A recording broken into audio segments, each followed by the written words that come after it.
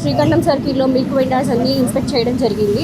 Milk vendors ఎవరు licences లేకుండానే sale చేస్తున్నారు. దట్టు వాళ్ళు వేరే ప్రొడక్ట్స్ కూడా సేల్ చేస్తున్నారు ఆన్ ది రోడ్.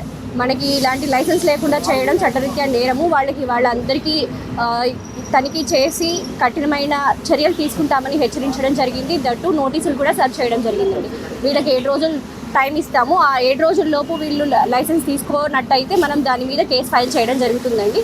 వన్స్ వీళ్ళు లైసెన్స్ తీసుకున్న తర్వాత మనం లీగల్ శాంపుల్ తీసి స్టేట్ ఫుడ్ ల్యాబొరేటరీకి పంపించడం జరుగుతుంది.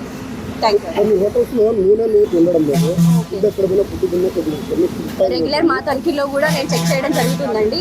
బాగా నల్లగైన నూనెను రూకో అనే ఇనిషియేటివ్ స్టార్ట్ చేయడం జరిగింది ప్రభుత్వం కూడా. సో రీయూజ్డ్ కుకింగ్ ఆయిల్ ఎక్కడైనా ఉన్నా వీళ్ళు హోటల్ వాళ్ళకి మనం చెప్పడం జరుగుతుంది. అన్ని లీటర్ 30 రూపీస్కి వాళ్ళు ఏజెన్సీ వాళ్ళు పర్చేస్ చేసి బయోడీజల్గా కన్వర్ట్ చేయడం జరుగుతుంది. సో రూకో ఇనిషియేటివ్ చాలా సక్సెస్ఫుల్గా జరుగుతుంది. కానీ ఇంకా ఏజెన్సీ మనకు దూరం ఉన్న కారణంగా గుంటూరు నుంచి రావడము, కలెక్ట్ చేసుకోవడం ఇంకొంచెం ఫాస్ట్గా చేసేలా చేస్తున్నాం. Thank you. తీసుకోవాలండి, లేదు అంటే మనం కేసు ఫైల్ చేసేయచ్చండి. Okay, thank you.